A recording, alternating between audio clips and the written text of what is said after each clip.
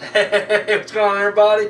Movie Fam here. And yeah, got a review on throw your way, new release.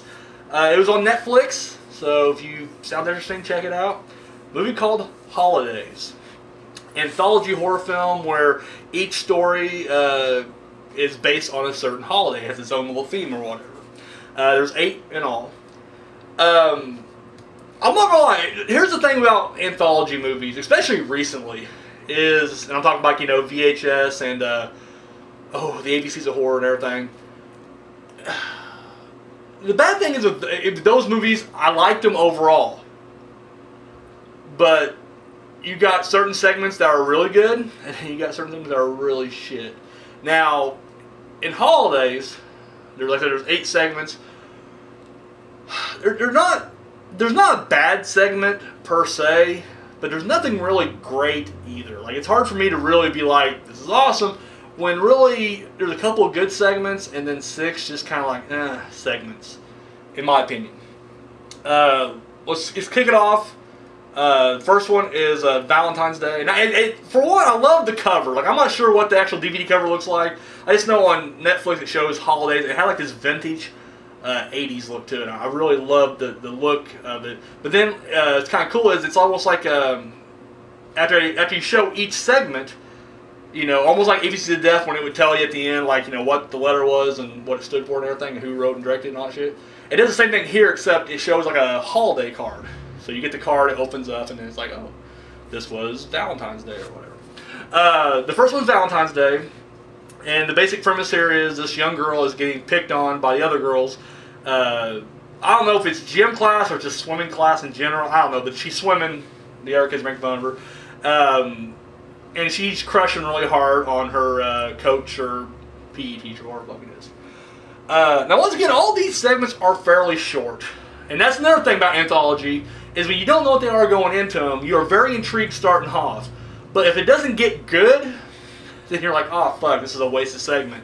Or if it's good, then it's like, oh, shit, I wish the other one was like this one. I like Valentine's Day. I can't go much more into it, unfortunately, because there ain't much to these segments at all, without really just spoiling them. But this one I really dug. You kind of knew where it was going. I love the music in this one. It's had like a really kind of throwback feel to it. Overall, I like the Valentine's Day. I can't get too much vague. The second one was St. Patrick's Day. This was just fucking weird. It even references it, so I won't give away too much, but this girl, she's a school teacher, and you can just tell that all she wants is a baby. Like, that's what she's yearning for. And, of course, there's this weird little girl in her class, and it kind of grants her wish, but it comes at a price. It's weird. This one was just kind of bizarre. Once again, you're following along, or where's it going? And then the big, revelation at the end, I'm like, what? Really? This is what our saint... Like, I would just much rather have a bunch of killer leprechauns running around, but no such luck. No such luck. The only thing I can really give kudos for is, dude, the little girl is fucking creepy. Like, there's just a scene where, the kids are all normal, like, they're all just working, but she's just standing there, looking at the teacher, smiling and shit. Dude, she looked just fucking creepy. Like, give her an award for Creepy Kid of the Year or whatever, but other than that, it's really hard for me to really, on this one. Next is Easter. The basic premise is, it's the night before Easter, so the, mom tucking in her little daughter. And of course she keeps asking questions about, the Easter Bunny and Jesus and stuff like that, and then, no one's ever laid their eyes on the Easter Bunny whenever he comes to your house and everything. I can't go too much into this one either, but this is one of those, don't get me wrong, I'm an atheist. I can care less one way or another. It just feels like these were the kind of atheists who made this movie who are like, we're just going to offend people by making it really ridiculously outlandish. And they make this, I'll tell this one little part. I can't really do much else on this one. You basically see, it's an Easter Bunny Jesus hybrid. And don't get me wrong, funny-ish, but I'm just like, this is what the segment is, and then just the way they end it, you're just like, I don't know. I wasn't big on it. So next was Mother's Day. This woman apparently every time she gets fucked, she gets pregnant. Like, a dick goes in her, she gets pregnant. Like, she's had countless abortions. She lost track. And then of course what happens is she ends up as she's seeking treatment for this. I don't know why she just get her tubes tied and burned. That would have probably did it, but whatever. She ends up joining these other women who happen to be barren, and they start doing this kind of ritual thing. That's all I can say about this one. I didn't care for this one. It's got titties in it. The only one that has titties in it, and it was directed by a female, so very progressive of you. I don't know. This was just kind of like weak sauce too. I just didn't care. I wasn't into it. You kind of see where it's going early on, but I don't know. It was just kind of like, show some more tits, and then that was it. Father's Day was the most intriguing one, and it just had the biggest letdown. Young girl gets, she uncovers a, I don't know if she found it or if it's sent to her, but either way she gets a old time like tape recorder, and her father leaves her a message, and apparently her father either died or left. I don't remember the exact what she was told, but anyways, this message is just the father telling her how much he loves her, and if she wants to join him, that it kind of giving her directions on the tape recorder. I am not a big fan of H.P. Lovecraft. Everybody is. I'm just not. Now, I have not read his entire, catalog or anything like that. The books I did read, I just didn't get into. And I couldn't even tell you now what the fucking titles were. I didn't like his style. And this story, the structure of it reminded me of an H.P. Lovecraft story in a sense that, like in H.P. Lovecraft, the story will be, there's something evil in the basement. And the story is about the guy who's looking down into the cellar door. And the whole story is just him talking about the stuff he heard about, the legend of what's in the basement. Or the stories he heard about what's in the basement. And then they'll cut back in between these little stories, and he's like, well, I'm still standing up here looking down in the darkness. I'm peering into the darkness. I know there's an evil monster down there. Well, Jimbo said a long time ago that this monster, and it's always vague descriptions. Like, you create your own monster in your own mind. So, I don't know, and then of course it builds up, and then, on this one rainy night, like tonight, the monster broke out, and I can hear it down there now.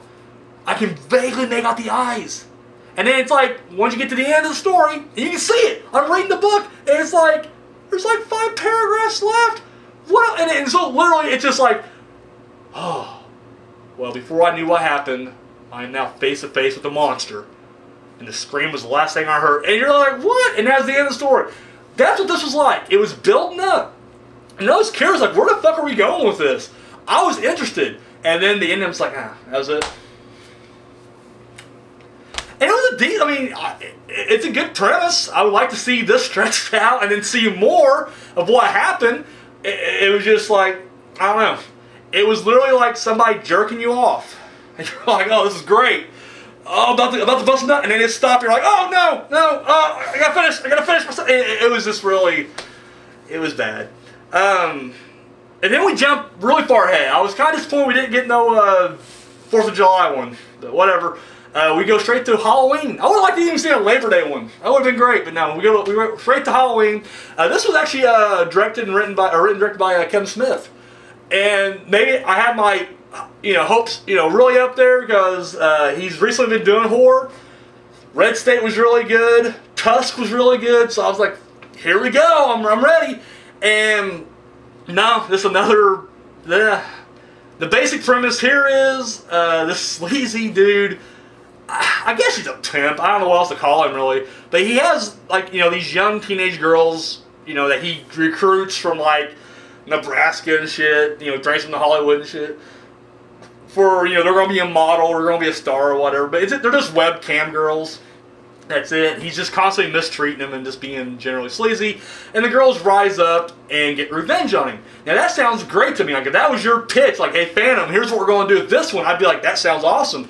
I don't know. The execution itself was just, it was just too short to really get into.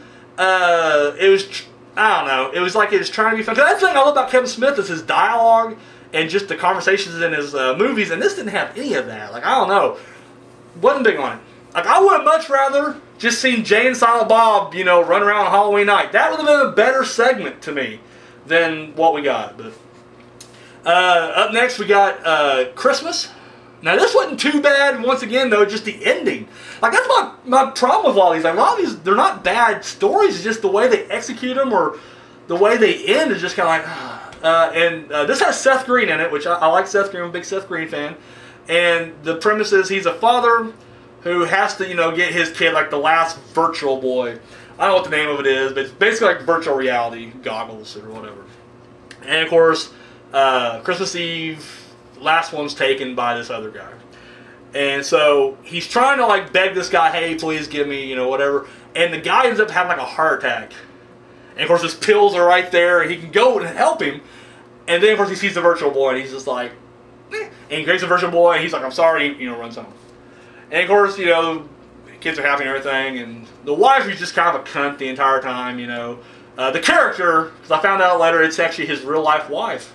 And I'm sure she's a sweet girl because Seth Green's awesome. And I can imagine him really dating a girl like this. But the character's a complete bitch. Anyways,